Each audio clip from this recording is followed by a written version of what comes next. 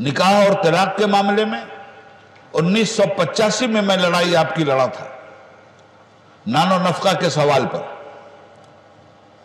نان و نفقہ کا معاملہ کیا ہے؟ شریعت کا فیصلہ یہ ہے کہ عدت کی مدت تک طلاق دینے والا شوہر متعلقہ عورت کو نان و نفقہ دے گا، اس کے بعد عورت کا کوئی ذمہ اس کے اوپر نہیں۔ سپریم کورٹ نے فیصلہ اس کے خلاف دے دیا کہ نہیں، صرف عدت کی مدت تک نہیں دے گا تو کب تک دے گا بھائی؟ جب تک یہ مر کر ہندوستان سے قبرستان نہیں پہنچ جاتی تب تک دینا پڑے گا، یا جب تک یہ دوسری شادی نہیں کر لیتی تب تک دینا پڑے گا۔ آیا یہ شریعت اسلامیہ کے خلاف فیصلہ نا؟ آپ میں جو بڑے بزرگ ہوں گے، پڑھے لکھے لوگ ہوں گے، 1985 کا دور دیکھے ہوں گے، وہ شاہ بانو کیس کو جانتے ہیں۔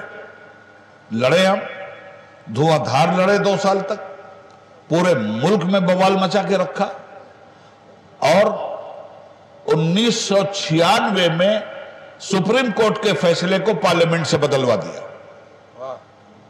سپریم کورٹ کے فیصلے کو پارلیمنٹ نے ڈیلیٹ کیا ہے جون 1996 میں۔ یہ لڑائی ہم لڑے تھے 1984 اور 85 میں۔ جو بچے لا پڑھ رہے ہیں سیکنڈ سیمسٹر میں، انہیں شاہ بانو کیس پڑھایا جا رہا ہے۔ تو اب فیصلہ ہو گیا۔ فیصلہ کیا کیا تھا؟ ملک کے آرٹیکل 125 سی آر پی سی کے تحت فیصلہ ہوا تھا، جو ملک میں لاگو ہے کہ اگر بیوی کو طلاق دے رہے ہیں آپ، پوری زندگی آپ کو اس کا خرچہ دینا پڑے گا۔ یہ ہے آرٹیکل 25 سی آر پی سی۔ ہم اس کے خلاف لڑے۔ آرٹیکل شریعت اپلیکیشن ایکٹ 1936 کے تحت، شریعت اپلیکیشن ایکٹ 1936 یہ کہتا ہے کہ مسلمانوں کے اگر طلاق کا کوئی مسئلہ آئے گا، وراثت کا کوئی مسئلہ کورٹ میں آئے گا، مسلمانوں کے ہبہ کا کوئی مسئلہ آئے گا، اوقاف کا کوئی مسئلہ آئے گا، مسلمانوں کے انٹرنل مسائل کا کوئی بھی مسئلہ آئے گا، تو ہندوستان کی عدالت ہندوستانی قانون کی بنیاد پہ فیصلہ دینے کی مجاز نہیں ہے۔ شریعت اپلیکیشن ایکٹ 1936 کی بنیاد پر قرآن اور سنت کی روشنی میں ہندوستان کی عدالت فیصلہ دینے کی پابند ہے۔ ہم لڑے اور کامیابی ملی۔ اب سنیے، اب مسلمانوں کا کیا حال ہے؟ آرٹیکل 125 سی آر پی سی تو موجود ہے۔